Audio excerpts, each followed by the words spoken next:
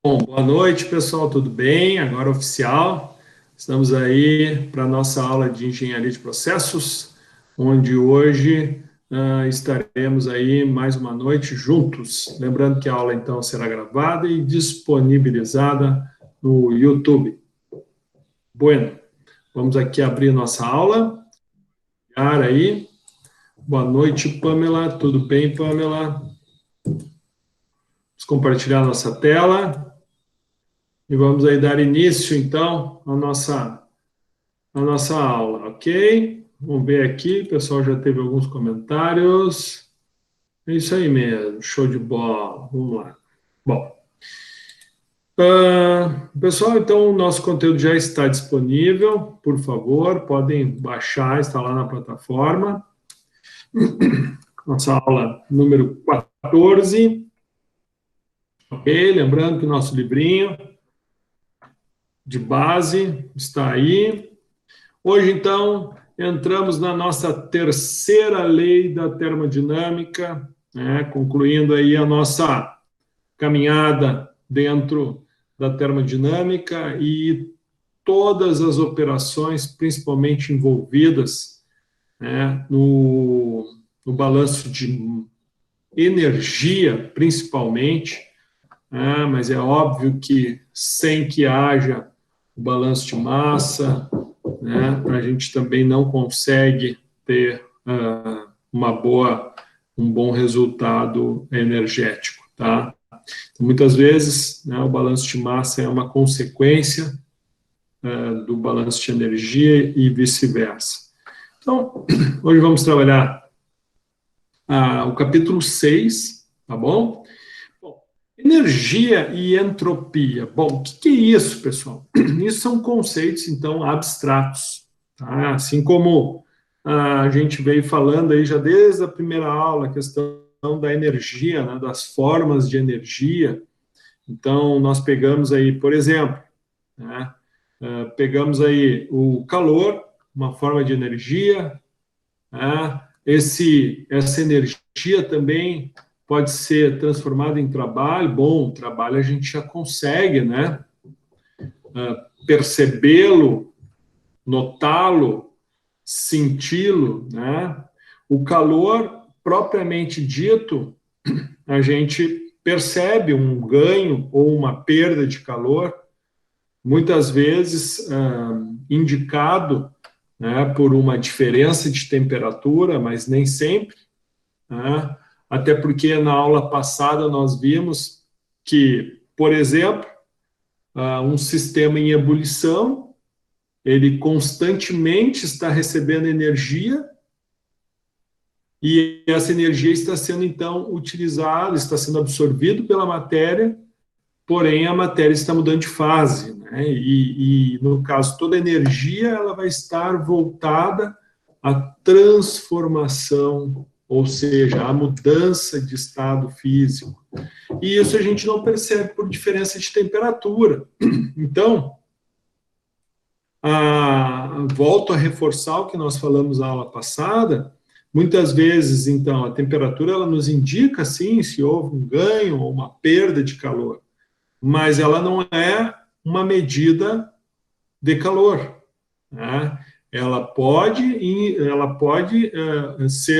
ser um instrumento, o termômetro pode ser um instrumento utilizado, né, para essa finalidade. Porém, o calor, né, muitas vezes, ele é medido, ele tem uma medida, mas a gente precisa, né, de alguns meios para determiná-lo.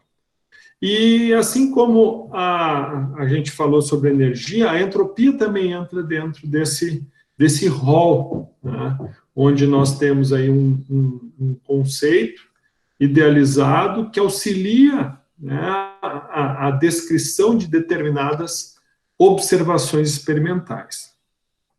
Creio que muitos de vocês já tenham trabalhado, já tenham ouvido falar da entropia. Tá? A entropia é um conceito que a gente trabalha muito em termodinâmica, e isso vocês já devem ter estudado lá na química geral, ou até mesmo na química, na fisicoquímica do ensino médio, ou até mesmo, né, na disciplina de físico-química experimental, que provavelmente físico-química que vocês fizeram com a Silvia Dani ou qualquer outro professor dentro dessa linha. Né? Mas isso é importante, que são conceitos que auxiliam, né, que são abstratos e que foram utilizados para auxiliar a descrição de determinadas observações experimentais. Então, só para nós relembrarmos, então, semana passada, onde nós vimos o ciclo de Carnot, então, eu vou abrir aí o nosso chat para que vocês possam, então, interagir aqui com o professor. Vamos lá, pessoal. Aqui, vocês estão enxergando, eu sei que fica um pouquinho pequeno, né? Mas eu vou tentar deixar o mais amplo possível. Aqui, vamos lá. Peraí. Agora, aqui, vamos lá.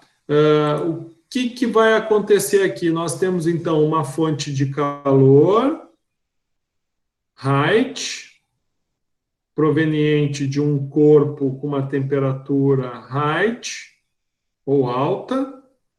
Então, entra num ciclo, e esse ciclo, então, uma parte dele vem para cá. O que vem para cá? O que entra e o que sai, ou o que sai aqui, pessoal? Lembrando que o restante vem para uma fonte, é liberado na forma de calor, lá, para um corpo com uma temperatura mais baixa. Então, vamos lembrar que, dentro dessa máquina, dentro do entendimento de ciclo de Carnot, dentro do estudo que nós fizemos da primeira e da segunda lei da termodinâmica, antes de nós ingressarmos, então, na terceira lei da termodinâmica, o que está debaixo desse ponto de interrogação aqui, pessoal? O que pode estar entrando ou saindo desse ponto aqui? Trabalho, perfeito, Henrique. E está entrando ou está saindo, Henrique? Ou qualquer outro colega? Esse trabalho está entrando ou está saindo? Quando nós temos saindo, muito bem, ótimo. Muito bem, pessoal. Muito obrigado, Ramon. Muito obrigado, Josi. Muito obrigado, Henrique. Saindo, né? Lembrando, só recordando, né, pessoal? Quando a gente tem calor, o calor quando sai, qual é o sinal do calor quando sai? Por exemplo, uma reação exotérmica que libera calor. O sinal é positivo ou negativo? Negativo, perfeito, Ramon, perfeito, é negativo, né? Mas, quando a gente fala de trabalho, há uma inversão dos sinais. Então, trabalho que sai, qual é o sinal? Positivo, é o inverso, tá? Trabalho que entra é negativo. No caso, energia na forma de calor que entra é positivo. Muito bem. E agora aqui, pessoal? O que entra ou o que sai aqui? Vamos lá. Cadê o resto da turma? Eu só estou vendo a Vanessa, o Ramon, a Josi e o Henrique participando. Eu vou fazer que nem na aula passada. Na aula passada eu estava dando nota para os alunos que participam. Vamos lá. Vou começar de novo aqui, ó. Participação. Quem é que tem nota aqui? Tem. A Josi tem nota. Professor, cadê meu nome na lista? Eu estou presente. Quem entrou? Desculpa. Quem falou? Eu entrei desde as 7. Quem falou? Desculpa. É a Júlia Broquá. Oi, Júlia. Ai, me engasguei aqui. Eu vou fazer a chamada de novo, Júlia. Acho que entrou um pouquinho depois. Eu fiz a chamada 77. Vamos ver aqui. Enquanto isso, eu dou um tempo para vocês pensarem a resposta.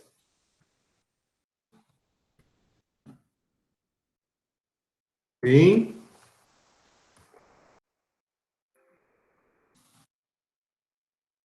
Aí.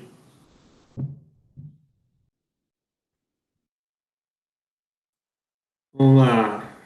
Muito bem, muito bem. Quem? Opa, 2 aqui. Hã?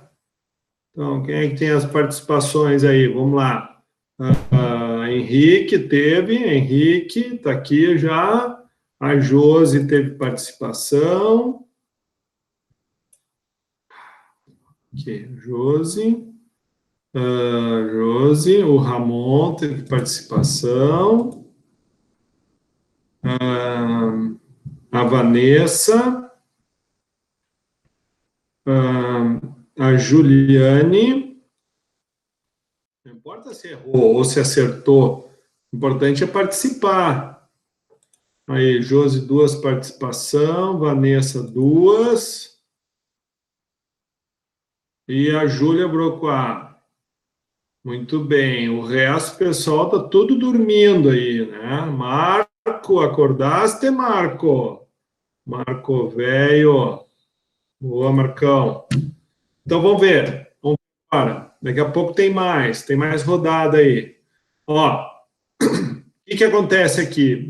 Isso aqui, ó, olha só, um corpo de temperatura menor está transferindo energia, né, para a máquina térmica.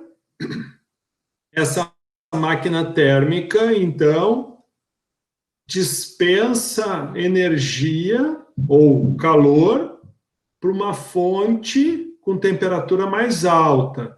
No caso aqui, o que o pessoalzinho respondeu? Vamos ver. Então, o pessoal respondeu.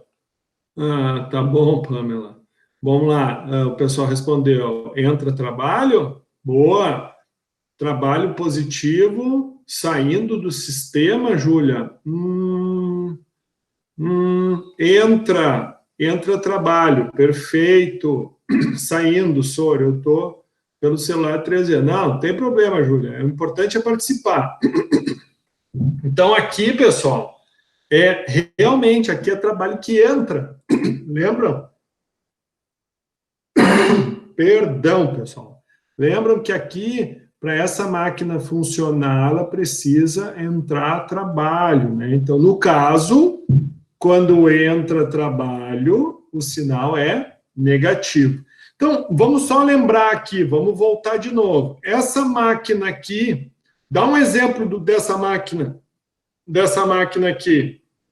Vamos lá, dê um exemplo dessa. Agora, Pamela, vai, acorda, Pamela. Eu sei que tu não está dormindo. Mas vai lá, o que é? Essa aqui é refrigerador, Henrique? Essa que a gente está vendo aqui é refrigerador? Isso, caldeira, muito bem, caldeira. Sempre que sai trabalho é caldeira. Lembra das caldeiras que geram energia, né? E aqui, sim, aqui é geladeira, né? Então, um chiller, um equipamento, então, que vai fazer o quê? Que vai precisar de trabalho para mover esse sistema num fluxo inverso, né? Porque isso aqui não é uma coisa espontânea, né? O que atende a segunda lei da termodinâmica é a transferência de calor do corpo mais quente para o corpo mais frio. Isso acontece de uma forma natural, digamos assim, né? E aqui a gente vai precisar de uma energia de entrada de trabalho. Por quê? Porque tu não tens um processo, né, de forma natural. Gostei muito da participação de todos, hein? Olha aí, deixa eu só ver quem não participou. A Angel participou? Ô, Angel. Não. Só a Angel não participou, hein? A Fernanda? Ô, Fernanda. Ô, Soraya, eu falei caldeira. Tu falou? Ali, tá ó. ali, Angel. Cartou. Fernanda que não veio, né? Fernanda ligou. Tu tá aí. Muito bem, Fernanda. Muito bem. É isso aí. E a Pamela. E quem mais aqui? A Letícia participou também. Muito bem, pessoal. Isso aí, pessoal. Vocês estão aí, tem que participar, né? Muito obrigado. Tá muito travado. Não consigo entender metade do que o senhor está falando. Puxa. Será que é a minha internet ou é de vocês? Bom, para mim está normal. Bom, então, aqui está normal. Daí o que acontece, Pamela, desculpa, Júlia, depois que bom que a gente vai ter a gravação, né? Então depois vocês podem acessar lá, é um problema, né? Agora mesmo estava ouvindo o ministro da Educação falando e dessa questão aí, né, que infelizmente o que a gente está fazendo aqui é uma condição de luxo, né? Muito embora a gente saiba que hoje, né, a classe social pobre, média, alta, todo mundo hoje em dia tem acesso à internet, claro, né? Às vezes a gente tem aí a nossa região, às vezes ela é problemática, né? Que nem a gente sabe que tem alunos que moram no interior e a internet tem altos e baixos. É que nem eu tinha uma época que eu atendia um cliente lá em Tocantins, né? E outro cliente também que era muito problemático que eu atendia era lá no Pará. Então, lá eu dizia que a internet parecia as rodovias, né, cheia de buraco, porque realmente, é que nem a Júlia falou, daqui a pouco tu tá falando, cai no buraco e fica tudo cortado, péssimo. E lá eu me lembro que era muito ruim a internet, né?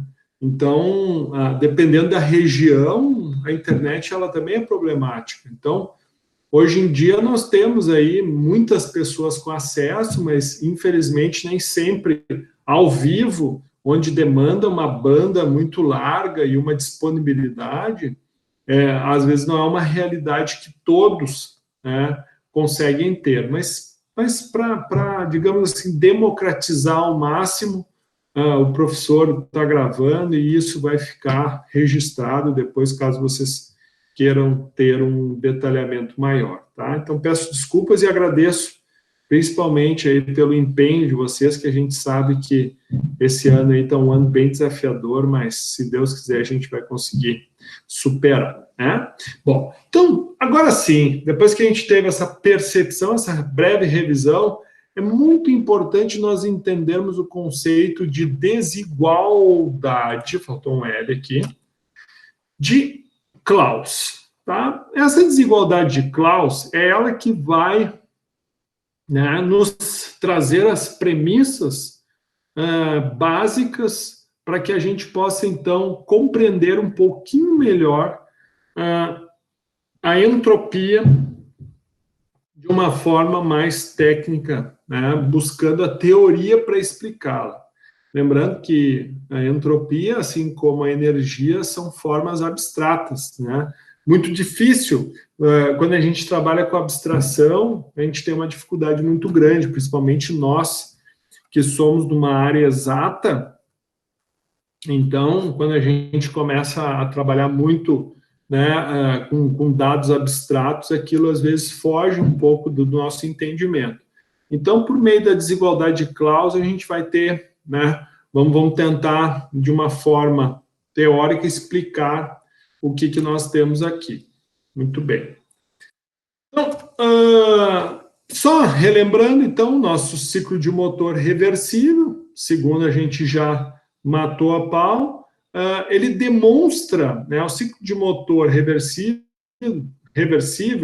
utilizado na demonstração da desigualdade de Clausius. Então, a gente aqui percebe aquilo que nós há pouco falamos. Deixa eu aumentar um pouco aqui.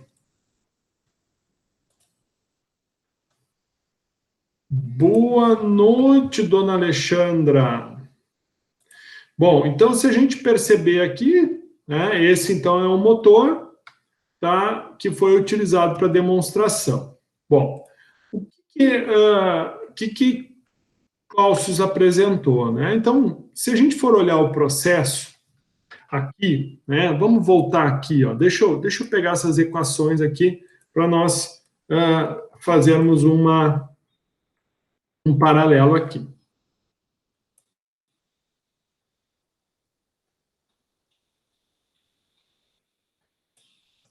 Fazer um paralelo aqui, ó. Então, se a gente pega isso aqui, ó, só para a gente lembrar isso aqui. Então, para nós sabermos esse calor aqui, ou desculpa, esse trabalho aqui, por exemplo, o que a gente precisa? A gente precisa saber o valor desse calor menos o valor desse calor. Então, este calor aqui, certo? Menos esse nos dá esse. Ou seja, esse, né? Esse é igual a este mais este, certo? Que seria nós estarmos passando QL lá para o outro lado. Então, por isso que tem alguns livros que vocês vão olhar, que vocês vão identificar a forma da energia da seguinte forma. Tem alguns livros, dependendo do livro que vocês pegam, vocês vão ver lá que energia, né, vai ser igual a calor mais trabalho.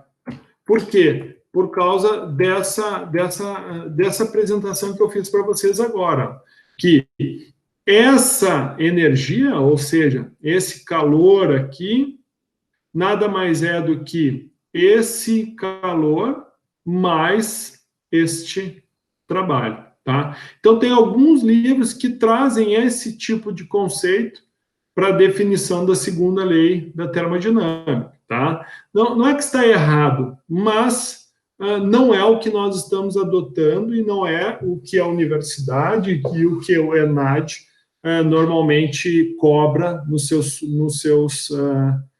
trabalhos. Mas é plenamente, né, compreensível essa apresentação. Bom, e que a variação de calor envolvida nesse processo, né? Agora, a variação de calor, nós não estamos falando, né, obviamente, do trabalho envolvido, mas a variação de calor vai ser o calor de alta menos o calor de baixa. Bom, até aí tudo bem. Isso é o processo. Bom, então quando nós tivermos um motor térmico, né, então a gente conclui que para ciclos reversíveis de motores térmicos, nós vamos ter, então, um diferencial de calor maior ou igual a zero e um diferencial de calor sobre a temperatura igual a zero. Ou seja, quando nós vamos, sim, o nosso calor vai, para quando é um ciclo reversível. Então, volto de novo. Esse é um exemplo de um ciclo reversível, que é aquele que o calor alto libera uma parte de trabalho aqui e nós temos o calor baixo aqui. Então, esse sistema é conhecido como um sistema reversível. Por quê? Porque este trabalho aqui pode ser utilizado para fazer o circuito girar, que é aquilo que nós vimos na aula passada, que é o quê? É fazer esse giro para te mandar o quê? Mandar o teu fluido, né? Porque aqui, veja bem, pessoal, é interessante essa figura, porque se a gente for olhar, ela acaba sendo informações voltadas à energia envolvida no processo, porém a gente sabe que isso é tudo na teoria. Por quê? Porque a gente entende melhor quando nós observamos os fluidos, né? Então, se a gente fosse olhar isso aqui como uma caldeira, aqui, quem é que seria essa fonte quente aqui, ó? Vamos lá. Ó, agora sim, ó. Tô acompanhando vocês. Vamos lá, pessoal. Vamos comigo. Vocês têm que estar comigo para a gente entender e compreender. Então, se a gente fosse olhar isso aqui agora como uma máquina, tá? Então, a gente está olhando esse esquema que mostra o ciclo de um motor térmico reversível, porém, muitas vezes a gente não entende. Mas o que pode ser isso aí? Então, vamos compreender de onde é que vai vir esse calor aqui? Maurício. Pois não. Tu falou motor reversível, né? Existe um motor irreversível? Sim. Qual a diferença dos dois? Oi? Qual a diferença de um motor para o outro, o reversível e o irreversível? São diferenças conceituais, tá? Porque é mediante esses conceitos que nem sempre termodinamicamente eles são viáveis, tá? Mas são trabalhados. Então, a questão da reversibilidade é o quê? É que a própria energia que uma parte dela é transformada em trabalho, esse próprio trabalho pode ser utilizado para quê? Para movimentar a bomba que vai tocar o fluido para cima. Deixa eu só pegar um slide aqui da aula, um slide da aula passada, se eu não me engano. Eu vou pedir a gentileza, eu acho que é importante a gente retomar isso aí e aproveitar o questionamento da colega. Então, deixa eu ver, eu acho que foi na aula 12 aqui. Vamos pegar essa apresentação, que aqui mostrava exatamente isso, que, lembrando, isso são conceitos termodinâmicos, tá? E em cima desses conceitos, esse aqui, Letícia, qual é a definição, né, que nós estamos enxergando aqui, que quando nós tivermos, né, o fluxo sai... Deixa eu dar um print nisso aqui, eu já levo para lá daí. A gente pode usar.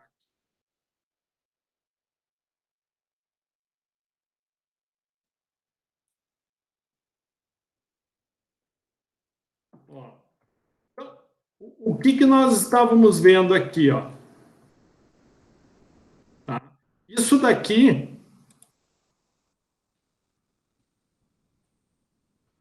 isso daqui esse aqui, ele pode ser simbolizado dessa forma também, tá? Então, o que eu estou mostrando nesse desenho aqui, eu vou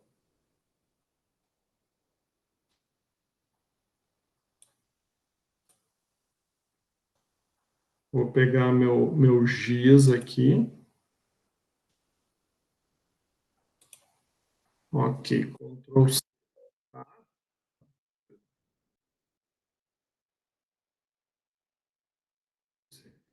Estão vendo aqui, tá vendo essa parte que eu estou mostrando aqui,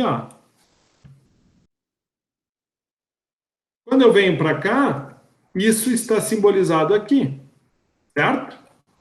Então, a pergunta que eu fiz é, este calor aqui, então, percebendo isso como uma máquina, tá? Isso como uma máquina, ele é um calor que, por si só, ele não movimenta nada.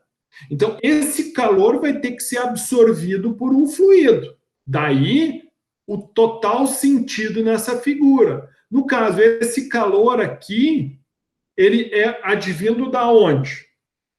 Quem é que fornece esse calor aqui para o fluido que vai absorver esse calor? Quem é que faz isso? Podem responder aqui no chat. Quem é que faz isso? Quem é que gera esse calor que vai ser absorvido aqui pela água dentro da caldeira? Por exemplo, pode ser a lenha, pode ser o bagaço de cana, pode ser a gasolina, pode ser o diesel, uma fonte externa, perfeito? Então, a água sim, Eduardo, a água que vai estar tocando o equipamento, porque a água é o fluido que vai estar absorvendo energia e essa energia, então, vai fazer com que a água mude o seu estado físico, ela saia de um estado líquido e passe para um estado gasoso, um estado de maior entropia. Estão entendendo onde é que eu quero chegar? Nós já estamos introduzindo um outro conceito. E essa agitação toda faz com que ela ganhe terreno, e aqui na turbina, onde é que é a turbina? Olha aqui, ó, tá vendo? Ó? Isso aqui, ó, tudo isso aqui que a gente está enxergando aqui, ó, Ctrl C, Ctrl V. Tá vendo? Ó?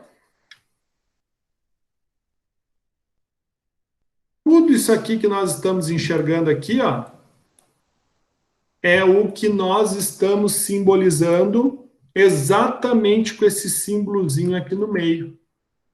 Tá vendo? Ó? Então, o que acontece? No caso desta máquina aqui, que é uma máquina reversível, por que é reversível? Porque ela repete os ciclos. Né? E ela, né, o que Clausius disse? Que o diferencial de calor vai ter que ser maior ou igual a zero. Ou seja, pessoal, se eu não tiver uma diferença de calor entre a fonte de alta temperatura ou a fonte de alta energia para a fonte de baixa energia, a minha máquina vai girar? Não, é isso que está expresso aqui, ó. Então,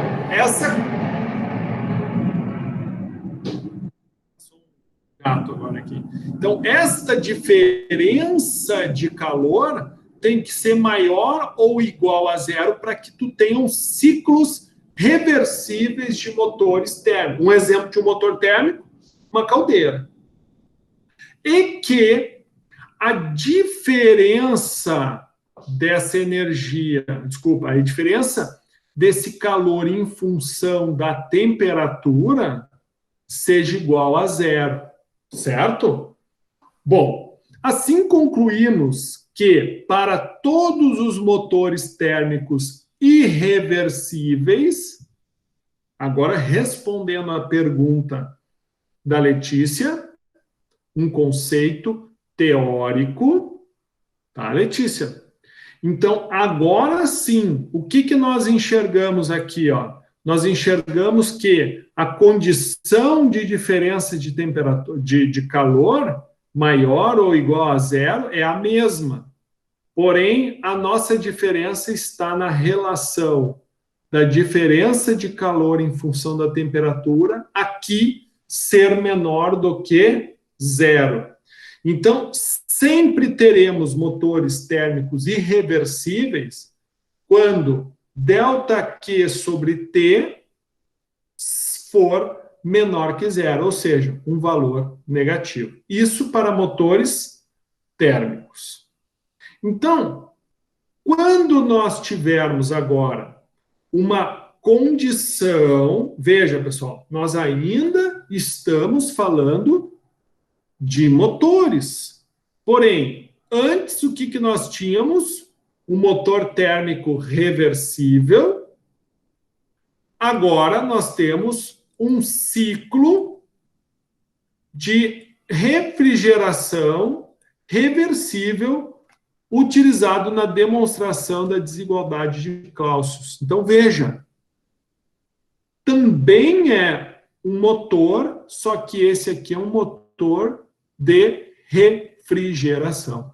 Então, quer ver? Ó, se eu pegar esse mesmo esqueminha aqui, ó, e trazer ele para cá, só para que a gente torne um pouquinho mais lúdico, ó, agora inverte, né?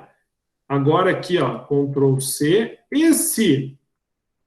a origem do calor está aqui embaixo, ó, né?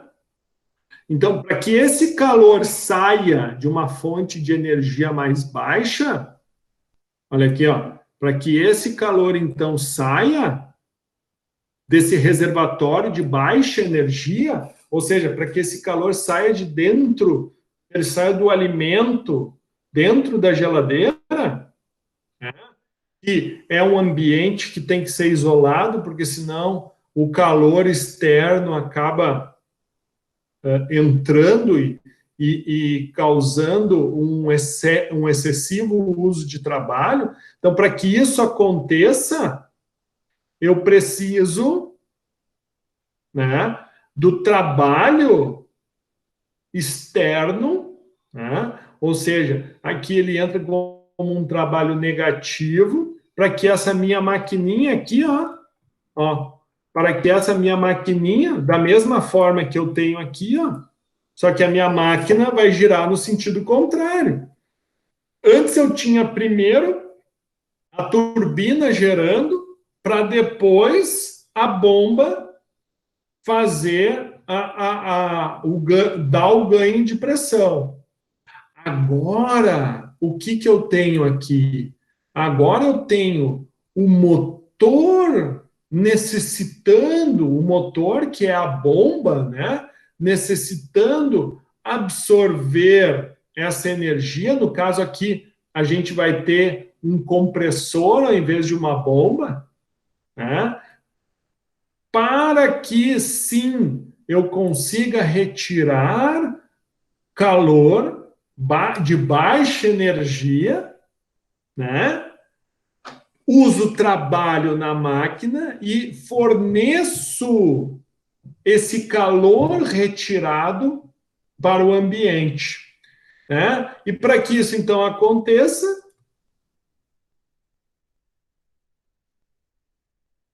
nossa, puxa vida. Aqui.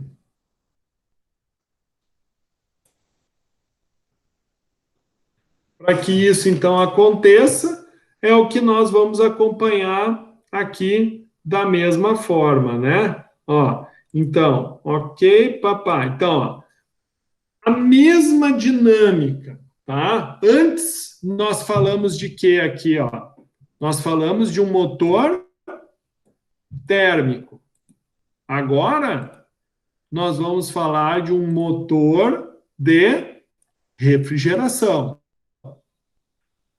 Então, mesma dinâmica, nós precisaremos ter uma diferença de calor menor ou igual a zero. Vejam, é igual aqui, Aqui era maior ou igual a zero. A diferença de calor tem que ser maior ou igual a zero. Já para um ciclo de refrigeração, a diferença de calor vai ser menor ou igual a zero. Por quê? Porque realmente a gente está tirando energia de uma fonte de baixíssima energia e estamos jogando essa energia na forma de calor para o ambiente da cozinha, por exemplo, né? Então, é o inverso, né? E a diferença de calor em função da temperatura vai ser igual a zero. Então, para que nós tenhamos um ciclo de refrigeração reversível, eu vou precisar atender essas condições. Porém, se o meu ciclo de refrigeração ele não for reversível, ou seja, se ele for irreversível, só uma vez ele acontece, eu não vou poder ter igualdade na diferença de calor e a minha diferença de calor em função da temperatura vai ser menor do que zero. Então, sob um ponto de vista termodinâmico, tá, envolvendo calor e temperatura, estas são as condições teóricas. Então, se eu pergunto para você, como é que eu posso ter um ciclo de refrigeração reversível? Para que o meu ciclo de refrigeração seja reversível, o que eu preciso ter? Bom, eu preciso ter a diferença de calor menor ou igual a zero entre as fontes E essa diferença de calor em função da temperatura tem que ser igual a zero. Isso, então, seria uma explicação teórica a nível da compreensão sobre um ciclo de refrigeração reversível. E da mesma forma se aplicaria se fosse um ciclo de refrigeração irreversível ou se fosse um motor térmico reversível ou irreversível. Ok? Bom, então, o que Claus fez? Resumindo,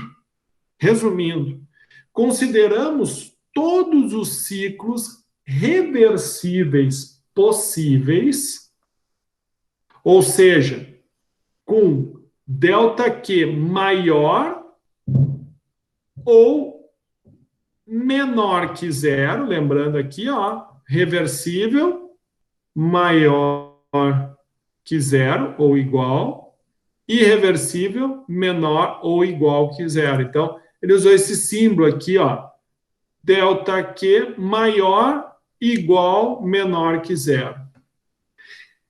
E para todos esses ciclos reversíveis,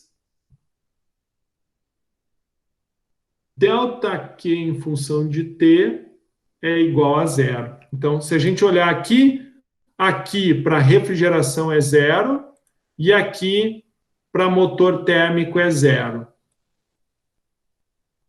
Então, vejam bem, nós definimos, então, que qualquer ciclo reversível, seja de um motor térmico, ou seja de um ciclo de refrigeração, nós precisamos ter, então, a diferença de calor entre as fontes pode ser maior, menor ou igual a zero, mas, obrigatoriamente, todo ciclo reversível precisa ter uma variação de calor em função da temperatura igual a zero. Essa é a condição para que esse ciclo seja reversível. Muito bem. Consideramos também todos os ciclos irreversíveis possíveis. Veja bem, ΔQ maior, igual ou menor que zero, vamos confirmar, ó, menor que zero para refrigeração e maior ou igual a zero para motor térmico. E para todos os ciclos irreversíveis, a relação, a variação do calor em função da temperatura vai ser menor que zero. Assim, para todos os ciclos, podemos escrever que a variação de calor em função da temperatura será menor ou igual a zero, sendo a igualdade válida para os ciclos reversíveis e a desigualdade para os ciclos irreversíveis. Então, vocês estão percebendo o conceito, né? Então, essa é o que nós vamos chamar, então, da desigualdade de Clausius. Tá? Então, o que é isso? Veja, vamos de novo, pessoal. Vamos de novo. Vocês perceberam, então, resumidamente, tá, que para um ciclo reversível, tá, a variação de calor maior ou igual ou menor que zero, variação de calor, mas um ciclo reversível, certo? Um ciclo reversível, ele vai sempre ter variação de calor em função de temperatura igual a zero. Porém, quando for irreversível, é a mesma coisa a questão do calor. Só que tu vai ter uma diferença de Q em função de T menor que zero. Então, se aqui tu tem menor que zero e aqui tu tem igual a zero, é o que ele resumiu aqui. Então, todos os ciclos. Então, só não vai ser um ciclo que atenda à desigualdade de Clausius quando essa diferença de Q em função do T for maior que zero. Essa é a única condição que não é aceitável. Então, condição que desobedece. Vou botar um B, tá?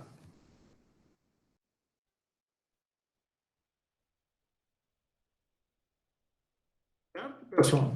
Então, em resumo, é isso aqui que ele está dizendo. Então, não vai atender a desigualdade de Clausius quando tu tiver uma resultante da variação de calor em função da temperatura maior que zero.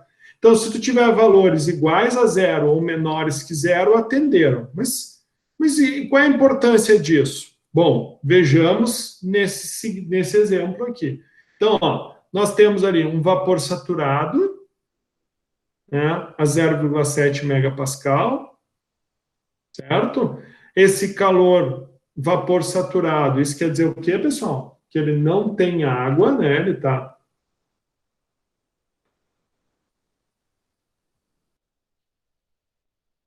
100% no estado vapor.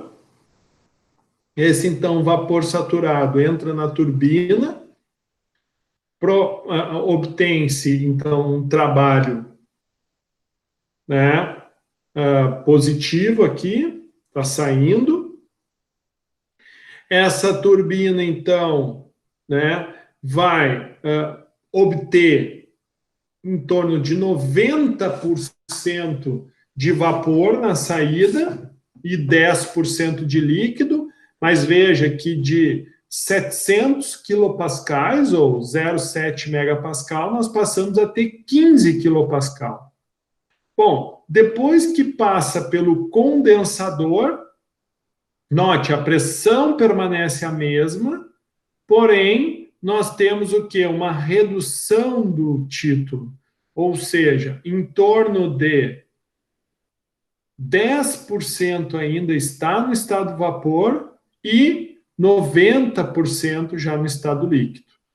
Bom, depois que passa pela bomba, essa bomba, então, torna todo esse fluido um líquido agora sim saturado, 100% líquido, a uma pressão de 0,7, onde ele somente vai virar vapor depois que ele receber a energia necessária.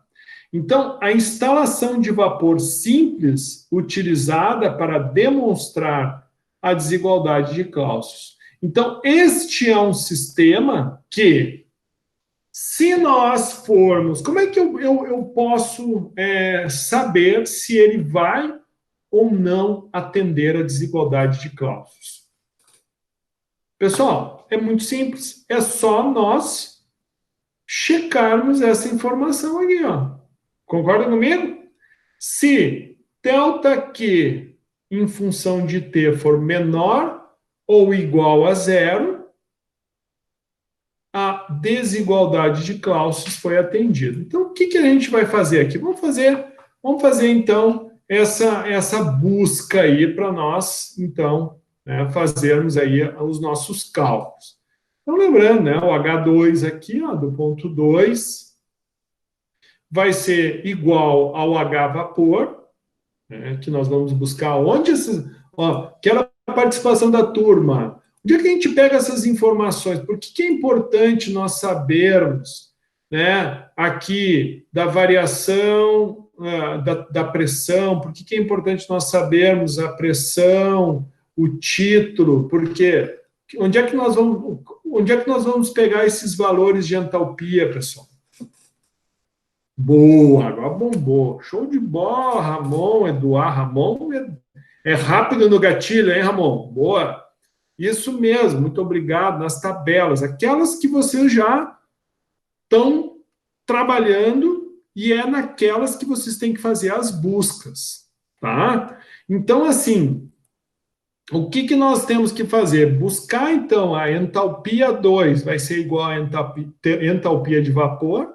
A entalpia 3, nós vamos calcular ela pegando a entalpia do líquido mais 0,9 vezes, vou mudar esse símbolo aqui, em vez de botar um X, vamos botar o sinal de vezes, a entalpia líquido-vapor, que é aquela que fica no meio, né? Lembram? São sempre 3 valores de entalpia. Entalpia líquido, entalpia líquido-vapor e entalpia vapor. Aqui, mesma dinâmica. Sempre o percentual é com relação à fase líquido-vapor. E, por último, a condição da entalpia líquida. Então, nós temos H1, 2, 3 e 4. Muito bem. Ó, as informações, então, que a gente vai pegar na tabela termodinâmica. O professor já deixou tudo ajeitadinho, né, para depois vocês associarem. Eu peguei a tabela B1.2. Olha só, a pressão, ó, certinho, temperatura, certo? Mesma coisa aqui para a condição, certo? Muito bem. Agora, então, anotem esses valores aí, pessoal. Anotem esses valores aí. Vamos lá, ó. 15 quilopascal, vamos só recapitular aqui, ó. Então, é os 15 quilopascal, que é, né, os 15 quilopascal, e o outro é 0,7 megapascal, tá? Então, pega os valores aí, ó. Aqui, líquido, líquido-vapor, e aqui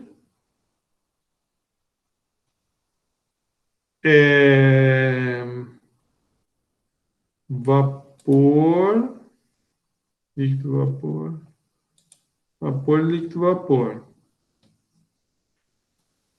Então, quanto que vai ser o calor da caldeira, né? Que é o calor desse ponto aqui, ó, 1 e 2. Esse calor aqui. Então, esse calor vai ser H2 menos H1. Esse, então, é o calor da caldeira. Então, o calor da caldeira vai ser esse aqui, certo? E a temperatura 1 será igual à temperatura 2. Como é que a gente sabe disso, pessoal? Porque isso nós vimos na aula passada do ciclo de Carnot, que essa mudança de fase aqui, ela acontece a temperatura constante. Então, o valor que nós pegamos aqui, certo? Muito bem. Bom, agora, do ponto 3 para o ponto 4. Do ponto 3 para o ponto 4. Vai passar pelo condensador, né? Então, aqui, o que nós vamos ter aqui? Do líquido para o vapor, nós vamos ter uma expansão isotérmica. E aqui nós vamos ter uma compressão também isotérmica, né? Por quê? Porque nós estamos trocando de fase. Então, mesma dinâmica. Vamos pegar os valores, certo? Obter os cálculos e vamos ter um valor negativo. Só que nesse ponto aqui, a nossa temperatura vai ser de 53,97. Tá? Aqui, talvez você esteja se questionando, por quê? Porque a gente não tinha certinho o valor ali, então a gente está trabalhando com a média, tá? Então, por isso que está dando essa... não tem o valor exato aqui, né? A gente está trabalhando com interpolação para esse segundo valor aqui. Esse aqui, ó. Aqui deu uma interpolação, né? Muito bem. Então, agora, né? Agora, então, nós temos uma expansão isotérmica, onde tu teve um ganho de calor de 2066, que nós calculamos, tá? A esta pressão aqui, a temperatura que nós vamos ter é essa daqui.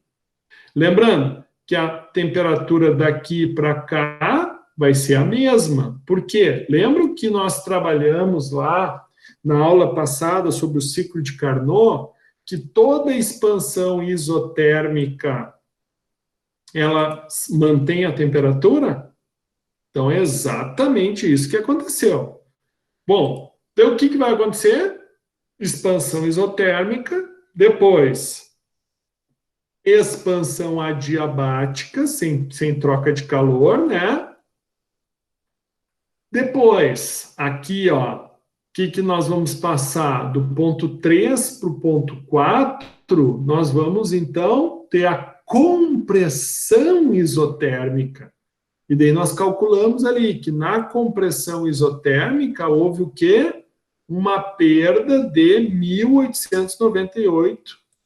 Está aqui ela. E nós pegamos, então, que esta perda de calor, nessa pressão aqui, ó, a temperatura que nós vamos ter é de 53,97 graus, ó. Então, a temperatura nesse ponto vai ser igual à temperatura nesse ponto. Por quê? Porque, volto de novo a dizer, isso é uma compressão isotérmica. E, obviamente, o que a bomba faz? Uma compressão sem troca de calor. Tá? Então, deixa eu ver se eu vou mostrar isso. Não vou mostrar. Então, deixa eu aproveitar. Vamos fazer o seguinte, ó. Deixa eu aproveitar isso aqui, porque faltou esse desenho aqui, ó. Deixa eu pegar a aula passada. Não. Aula passada, aula 12. Que foi um dos exercícios que nós fizemos na aula passada, lembram? Que até a Letícia pediu para mim disponibilizar para vocês, mas eu não disponibilizei. Por que eu não disponibilizei? Eu não disponibilizei.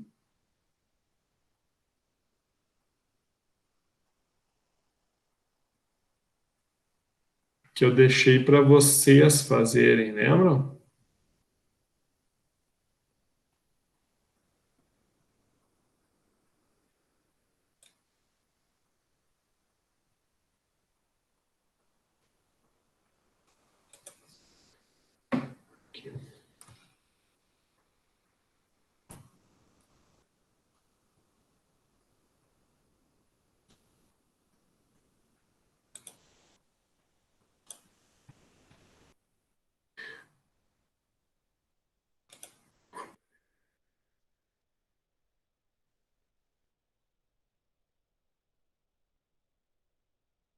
E, ó, rapidamente, pessoal, me respondam aí, ó. Esse ciclo aqui atende esse aqui? Vamos lá. Ó, expansão isotérmica. Expansão isotérmica. Da expansão isotérmica vai para a expansão adiabática. Expansão isotérmica vai para expansão adiabática. Da expansão adiabática vai para compressão isotérmica. Vai para compressão isotérmica. e da compressão isotérmica vai para compressão adiabática. Vai para compressão adiabática. Ou seja,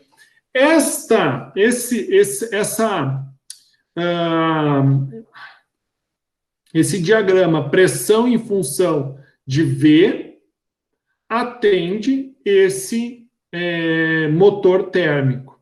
Agora eu faço o seguinte questionamento a vocês, pessoal. Qual é T1 e qual é T2? Pergunta aberta no chat. Pergunta aberta no chat. Quem é? Ó, Sor, me perdi um pouco. Os valores das tabelas, estava ruim de enxergar a tabela aqui, daí não consegue comparar. Isso, Pamela, desculpa. Realmente, Pamela, fica pequeno, tá? Mas as tabelas é a tabela B1.2, tá? Tu pega a tabela B1.2 do nosso livro texto, depois tu anota Bom, no material ali dá para te enxergar, tu tem que baixar a aula, depois tu pode fazer com mais calma e dar uma olhadinha, tá? Lembrando que a aula vai ficar gravada, o que vai acontecer? Agora, 15 para as 9, a gente começa o nosso TDA. O professor vai ficar atento aqui e caso vocês tenham alguma dúvida particular, o professor ajuda vocês nesse intervalo de 1 hora, tá? Então, certo? Tá, show. Isso aí, Pamela. Muito obrigado. Agora, o que eu quero que vocês façam? Qual vai ser T1 e qual vai ser T2? Josi, Josi, show de bola. Olha aqui, ó. Expansão isotérmica. Vamos ver aqui, ó. Expansão isotérmica, tá vendo? Olha aqui qual é a temperatura da expansão isotérmica, ó. 164, foi o que a Josi colocou ali, ó. E aqui, o que nós temos aqui, ó? Compressão isotérmica. Olha aqui, ó. Compressão isotérmica é a temperatura que a Josi colocou ali. Então, exatamente, eu vou até escrever aqui, Josi. Matou em cima, matou a pau, Josi. Muito obrigado. Então, aqui, 167,97 graus centígrados, tudo valores tabelados. É óbvio, né, que a gente vai sempre buscar o termômetro para conferir, né? Mas, em princípio, é isso aí, as temperaturas, 164. Sor, tem uma dúvida, se ali no ponto 1, os dois só têm pressão como acho o H. Tá. Aqui, no ponto... Uma dúvida no ponto 1. Ponto 1, perfeito. Tu tem só a pressão, que é igual à pressão daqui, tá? E o líquido está saturado, certo? Então, tu vai pegar o H do líquido saturado, certo? Mas porque lá nas tabelas termodinâmicas, se vocês... 167 no gráfico. Perfeito, é que aqui o que acontece, Ramon? 0,7 megapascal, a gente vai ter que fazer o quê? Vamos ter que fazer ponderação ali, né? Porque não tem o valor exatamente igual. Por isso que dá essas questões aí, que foi que nem na prova, lá o professor tentou aproximar ao máximo, né, do valor igualzinho da tabela termodinâmica para vocês fazerem a busca, mas sempre o importante é a gente saber fazer aquela ponderação, né, que é o de cima pelo de cima menos o valor que tu quer saber, o de baixo menos o valor que tu quer saber, vai ser então, né, aquela resultante da ponderação que tu vai obter. Então, isso daqui é a temperatura, ó. Essa é a faixa que nós estamos, então, procurando. Então, isso aqui tudo acontece a uma temperatura constante, daí aqui, né? Certo? e mesma dinâmica, ok? Muito bem. Bom, agora vamos tentar entender o significado, então, dessa desigualdade. Por que nós avaliamos isso? Então, o significado da desigualdade de Clausius, tá? Pode ser ilustrado, né, considerando o ciclo de potência a vapor da água simples, mostrado na figura 6.3, que foi o que a gente estava vendo há pouco. Esse ciclo é ligeiramente diferente do ciclo comum das instalações de potência. A bomba é alimentada com uma mistura de líquido e vapor em uma proporção tal que a água sai da bomba e entra na caldeira como líquido saturado. Admitamos que alguém nos informe que as características do fluido no ciclo são as fornecidas na figura 6.3. Esse ciclo satisfaz a desigualdade de Clausius? Então, esta é a pergunta. Bom, pessoal, vejam. Como é que vocês acham que a gente vai fazer isso? Pergunta. Como é que vocês acham que a gente vai fazer isso? Para obedecer a desigualdade de Clausius? Vamos só fazer uma breve revisão. Para obedecer a desigualdade de Clausius, nós não temos que ter ali, ó, a diferença de Q por T tem que ser menor ou igual ao quê, pessoal? Menor ou igual ao quê? Menor ou igual ao quê? Boa, Ramon. Ramon é cara, tem o cara é ligeiro, né, tia? Boa. Fernanda saiu da reunião. Bom, vamos lá, então. Deixa eu aproveitar e fazer mais uma chamadinha aí. Deixa eu fazer mais uma chamada aqui.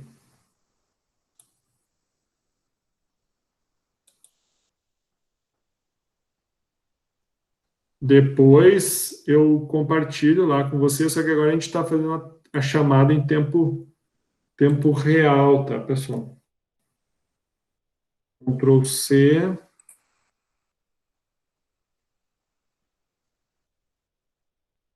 Boa, muito boa. Essa turma está muito participante. Show de bola. Vamos lá. Então, voltando aqui. Zero. Tive uma pane bem na hora, nem ouvi. Ah, brincadeira, Vanessa. Não, mas tranquilo, Vanessa. Vamos lá. Importante é isso aí. Então, como é que vocês acham? Bom, eu já dei a dica. O que vocês vão ter que fazer? Vocês vão ter que pegar, então, eu vou aumentar aqui para você enxergar melhor. Então, o que vocês vão ter que fazer? Vocês vão ter que pegar o calor, dividir pela temperatura, só que assim, pessoal, essa temperatura ela pode estar em graus centígrados? Não. Nós temos que passar essa temperatura para Kelvin, tá? Então, isso é o cuidado que vocês têm que fazer. Então, vamos lá. Anotem aí no caderninho de vocês. Então, para expansão isotérmica, 2.066 kJ quilo dividido por 164,97 mais 297,15, né? 297. E a mesma coisa do outro lado ali. Menos 1.898 kJ quilo dividido por 53,97 mais 273,15, se eu não me engano. Tudo bem. Daí?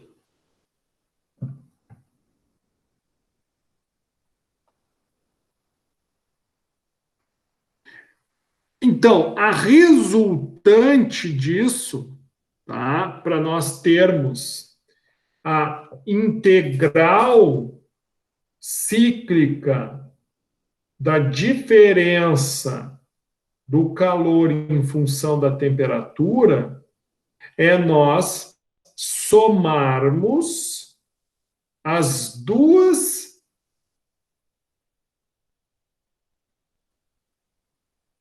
diferenças de calor em função da temperatura. Então, foi o que nós fizemos ali, ó. 2066,3, 164 mais, menos. Por que deu esse sinal de menos aqui, pessoal? Porque é mais com menos dá menos, né? Porque olha aqui, ó, é menos 1898. Então, por isso que ficou esse menos aqui. Então, o valor vai ser esse aqui, ó. Menos 1,087 kJ quilo Kelvin. Assim, este ciclo satisfaz a desigualdade de Clausius, o que é equivalente a dizer que o ciclo não viola a segunda lei da termodinâmica. Certo? Então, como é que nós podemos, pergunta de prova, como é que nós podemos fazer, o que podemos fazer para saber se um ciclo termodinâmico ou um ciclo de um motor térmico ou um ciclo de refrigeração não viola a segunda lei da termodinâmica? Como que nós podemos fazer? Como nós podemos fazer? Essa é a pergunta que o professor está fazendo para vocês. E daí, como vocês podem fazer? Oh, Josi, eu acho que tu pegou agora, né? Acho que tu pegou aqui, eu mostrei. Mostrei aqui, ó. Então, pegamos os calores, as temperaturas, calores e temperaturas, e o valor deu menor, tá? Então, como o valor deu menor ou igual a zero, no caso, deu menor que zero, ele satisfaz a desigualdade de Clausius. Isso quer dizer o quê? Que esse ciclo não viola a segunda lei da termodinâmica. Então, se eu perguntar para vocês, agora sim, todo mundo com a internet bombando aí, o que tu tens que fazer para comprovar se um refrigerador ou comprovar se uma caldeira, um ciclo de caldeira obedece à segunda lei da termodinâmica? O que tu tem que fazer? O que tu tem que fazer? Tu tem que aplicar o quê?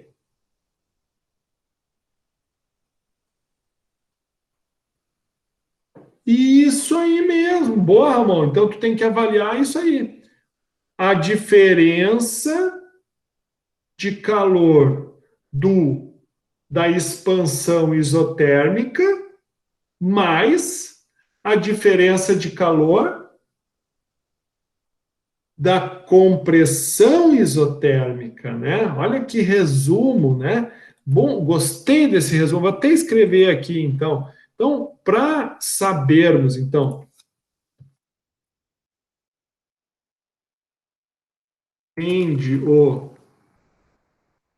atende aqui, ó, bem como está escrito aqui, para ver se não viola. Ah, gostei dessa palavra. Para saber se o ciclo não viola a segunda lei da termodinâmica, o que fazer? E isso, pessoal, é válido só para motor térmico? Ou também é válido para refrigeração? Também é válido para refrigeração. Então, aqui, ó, a soma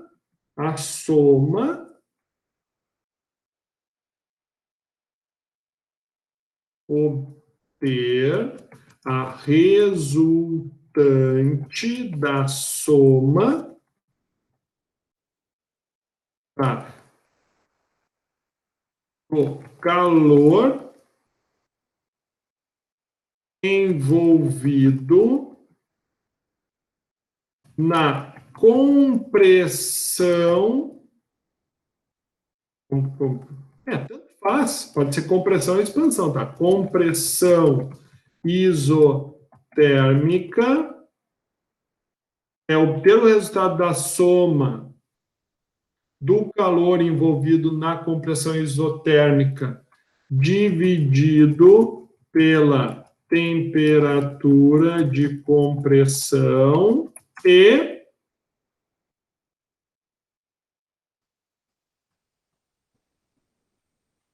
o calor envolvido na expansão isotérmica dividida pela temperatura de expansão. Certo? O que o prof escreveu aqui, pessoal? Tá? De uma forma assim, ó, bem simplista, bem simplista. Olha aqui, ó, obter a resultante da soma dos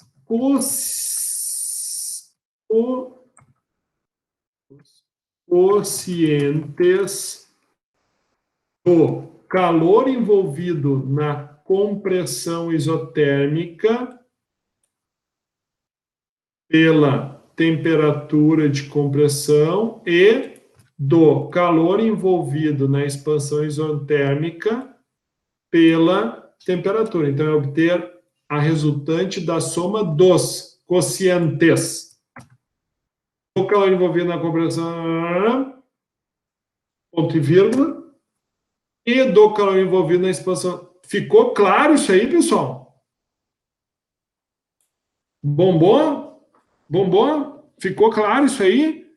Né? Então, é muito tranquilo. É só vocês, então, entenderem que vocês vão sempre precisar saber. No caso aqui, o exemplo que nós trabalhamos, ele era um ciclo de motor térmico de Carnot. Então, eu peguei essa expansão. Mas se fosse um ciclo de refrigeração, era a mesma coisa. Tu sempre tem que buscar a expansão e a compressão que ocorre nas temperaturas, ok? Isso aqui, show. Bom, então, o que vai ser a entropia? Tá? Então, para nós compreendermos e fecharmos a nossa aula de hoje, tá? Então, a entropia, olha aqui, ó, como a diferença, a integral cíclica da diferença de calor em função da temperatura é constante para todos os caminhos reversíveis, tanto para motor térmico quanto para refrigeração. Lembra que o Klaus falou há pouco? Entre os estados 1 e 2, concluímos que essa quantidade é independente do caminho e é uma função apenas do estado inicial e final. Portanto, ela é uma propriedade. Então, como ela é uma propriedade, ela vai ser, então, denominada de entropia. Então, esta entropia, nós iremos conhecê-la como S. Então, a desigualdade de Clausius, ou seja, o conceito... Grande Guilherme, tudo bem, meu irmão? Então, o conceito trabalhado por Clausius, ele é o que gerou a compreensão matemática e o que gerou a resultante para o cálculo da entropia. Então, a entropia vai ser obtida desta forma para processos reversíveis, tá? Onde vai ser a diferença do calor envolvido no processo pela temperatura a qual ele ocorre. A entropia, então, é uma propriedade extensiva. Por quê? Porque ela depende da massa, certo? Se vocês perceberem, eu vou voltar um pouquinho, ó. olha aqui, pessoal, não aparece o quilo aqui, ó, né? Todas as unidades aqui que nós utilizamos, ó, para as entalpias, a gente não pegou na tabela termodinâmica e todas elas não era quilojoule por quilo, então ela é uma propriedade extensiva e a entropia, né? E ela vai ser indicada pelo S minúsculo. Então, isso também vai ser um valor tabelado, tá? A gente não vai precisar sempre fazer esse cálculo, e vai ser um valor tabelado. É importante observar que a entropia, então, é definida em função de um processo reversível, certo? Muito bem. Então, ó, a variação da entropia de um sistema em uma mudança de estado, então, pode ser obtido pela integração desta equação 6.2, tá? Onde nós vamos ter que a entalpia final menos a inicial vai ser a integral, né, da variação de calor em função da temperatura, em um processo reversível. Para efetuar essa integração, a relação entre T e Q deve ser conhecida. Oportunamente, apresentaremos exemplos para essa integração. Então, o ponto importante a ser observado aqui é que, como a entropia é uma propriedade, a variação de entropia de uma substância, ao ir de um estado a outro, é mais para todos os processos, tanto reversíveis como irreversíveis, entre esses dois estados. Então, a equação 6.3 permite obter a variação de entropia somente por um caminho reversível. Entretanto, uma vez determinado, esse será o valor de variação de entropia para todos os processos entre esses dois estados, tá? Então, tipo, aqui quer dizer o seguinte, que tu pode evaporar, né, e condensar, evaporar e condensar. Então, quando tu tem no estado líquido, tu tem um valor de entropia, ou seja, tu tem uma energia envolvida, né? Só que a entropia, então, ela vai estar nos associando à agitação entre as moléculas, né? Então, essa diferença, uma vez a gente determinado de uma forma prática, ou seja, a partir de uma aplicação prática, uma vez ela determinada, né, e tabelada, tu sabe que se a entropia de líquido para um gás, né, do líquido é um valor, para o gás é outro valor. A diferença entre elas é a entropia do processo, né, de mudança de estado. Só, a única coisa que vai acontecer, se for de um ponto de líquido para vapor, vai ser um sinal, e se for de vapor para líquido, vai ser o sinal inverso, né? Então, entretanto, uma vez determinado, este será o valor da variação de entropia para todos os processos dos dois estados. Bom, a entropia para uma substância pura, né, é uma propriedade extensiva de um sistema. O valor da entropia específica, ou seja, a entropia por unidade de massa, estão apresentados nas tabelas de propriedades, então, termodinâmicas. Do mesmo modo que o volume específico e a entalpia específica. A unidade de entropia específica nas tabelas de vapor de água e de refrigerantes é quilojoule e quilokelvin. O valor são dados em relação a um estado de referência arbitrário. Nas tabelas de vapor da água, contribui-se o valor zero para a entropia de líquido saturado. Para muitos fluidos e refrigerantes, atribui-se o valor zero para a entropia de líquido saturado. Uma informação, né, relevante, por isso que ela faz parte aqui. Então, na região de saturação, pessoal, estão vendo isso aqui? O que é isso aqui? Isso aqui nada mais é o que vocês fizeram aqui, queridos. Ó, olha aqui, ó, lembra? Ó, como é que a gente fez isso aqui para calcular a entalpia? Ó? Eu vou aumentar para vocês enxergar bem. Ó. Olha aqui. Estão vendo aqui? Ó, isso aqui, para calcular a entalpia, tu teve que pegar o valor da entalpia do líquido na tabela, mais o título vezes o valor líquido-vapor. O que ele está te dizendo aqui? Ó? Que tu vai fazer exatamente a mesma...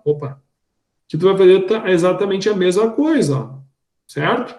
Tu vai pegar o título vezes líquido-vapor e líquido, certo? Então, segue a mesma linha de raciocínio. Bom, perdão. Então, estamos aí chegando na nossa reta final, então aqui é só para nós, então, darmos mais uma avaliada, agora sim, né, trazendo aí as propriedades de entropia, né, associadas aí no diagrama de temperatura e entropia para vapor. Né? Então, realmente, a gente vê que quando a gente começa, olha aqui, ó, olha que interessante, ó, começa a aumentar a temperatura, o que acontece com a entropia? Ó, ela começa... Aumenta a temperatura, aumenta a entropia. Até que a gente atinge o ponto crítico.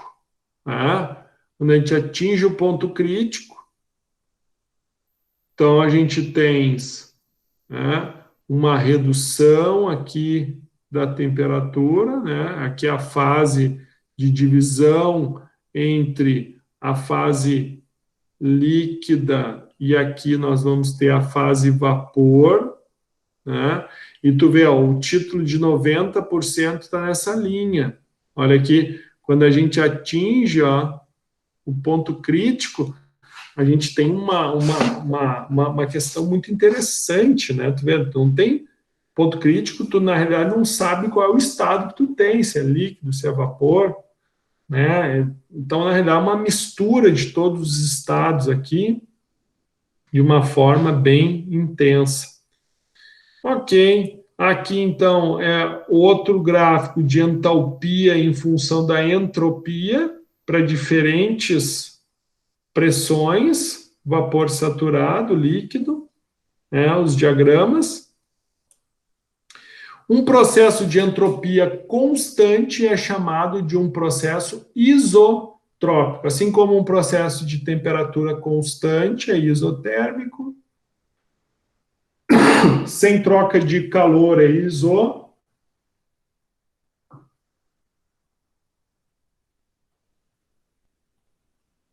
Adiabático, né?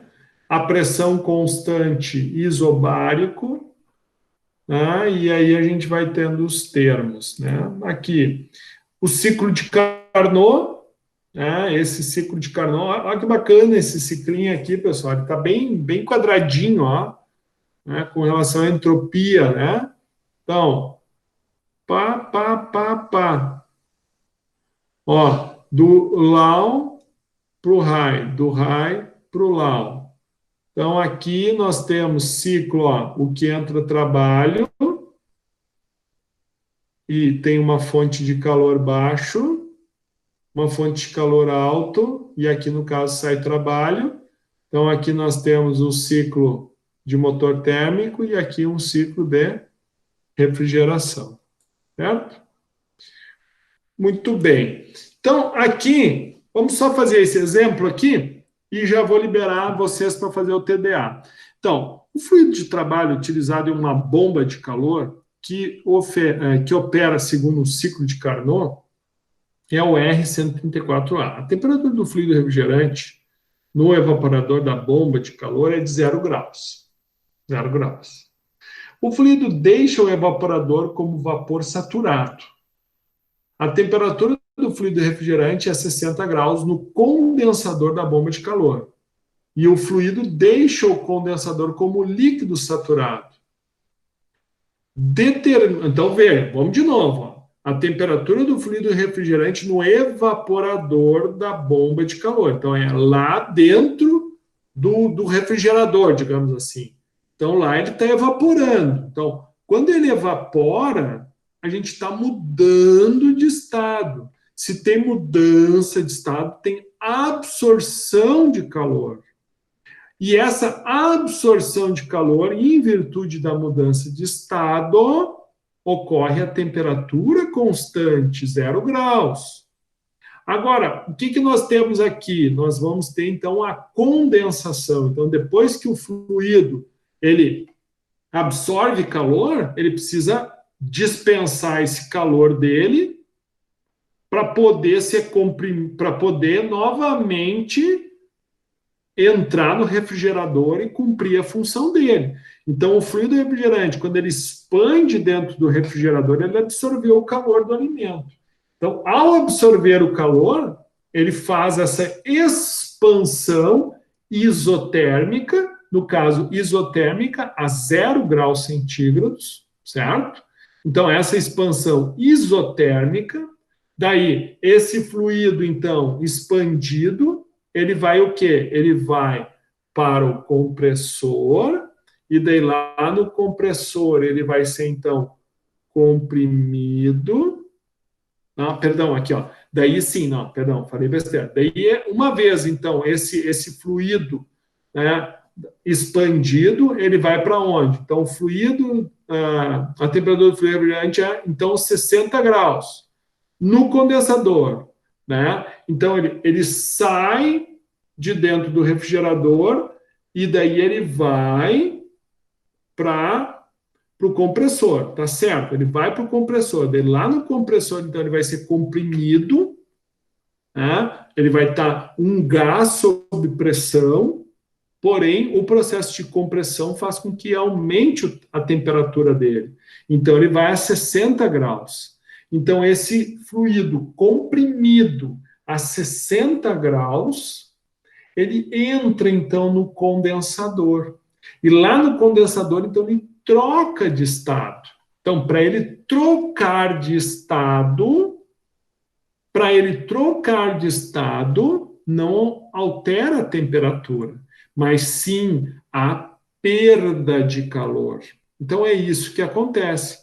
O fluido, ele entra sob pressão, no estado gasoso, no condensador, e sai do condensador a 60 graus, porém líquido e pressurizado, obviamente, né? Então, depois que ele está líquido e pressurizado, ele passa pela válvula de expansão, e lá na válvula de expansão ele vai ter a expansão adiabática, ou seja, sem troca de calor. E quando ele expande, então ele entra no evaporador. E aí o ciclo acontece. Então, aqui é os diagramas, né? E daí quer saber o quê? Determine nessas condições a pressão de descarga do compressor e o coeficiente de desempenho. Então, nós temos aqui pressão em função de V. Então, ó, os ciclos isotérmicos, ó, e ele te deu aqui as pressões, né, de trabalho. Então, só lembrando que nós vamos usar olha aqui, só para comparar. Isso aqui, para que eu estou comparando? Porque aqui é vapor, é água. Agora, quando a gente usa um fluido refrigerante, o gráfico dele é diferente. Está vendo aqui? Ó, esse aqui é entropia-temperatura. Ó. Esse aqui é entropia-temperatura. É diferente, certo? É parecido. Conceitualmente é parecido. Porém, os valores são diferentes, né? Então, como é que nós vamos fazer o cálculo? O ciclo de Carnot é composto por 2 processos isotérmicos com transferência de calor, intercalados por 2 processos adiabáticos, reversíveis. Então, a variação de entropia pode ser obtida pela equação ΔT, Q sobre T, e o diagrama geral do ciclo de Carnot pode ser visto na figura anterior aqui, né? A figura mostra que os diagramas PV, TS se referem às condições desses exemplos. Assim, então, estes valores aqui, ó, são os valores que a gente não tem como ver aqui, né, porque não tem escala, mas nós temos as condições de pressão e temperatura, né? Então, dentro dessas condições, nós pegamos lá, ó, na tabela B51. Por que é a B5.1? Porque nós estamos falando de um fluido refrigerante, não é vapor de água. Então, presta atenção. Tem que usar a tabela do R134A. Por isso que é a B5.1. Então, lá, ó, a entropia de um líquido saturado a 60 graus. É esse valor. Para o estado 4. Para o estado 1, S1 e S2, é esse valor, que é a entropia do vapor saturado a 0 graus. E o estado 2, S1, 2 igual a S1 e a temperatura de 60 graus. Então, a gente vai pegar a entropia do vapor saturado a 0 graus. Né? Pegando, então, essas informações, tá aqui as tabelinhas, tá? O professor pegou lá para vocês. Né? Pegamos ali os valores, né? Cálculo de pressão. Então, a gente vai ter que fazer a interpolação. Né? Como é que a gente faz? Ó? Pressão, se quer saber. Né? Mas, ok. Pegamos os dados tabelados. E daí agora vamos para o cálculo de rendimento. Então, QH menos W menos QL, o beta vai nos dar o quê?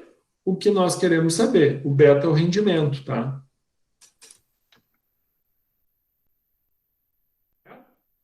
Então, nós podemos obter através do calor ou simplesmente através das temperaturas em Kelvin, certo?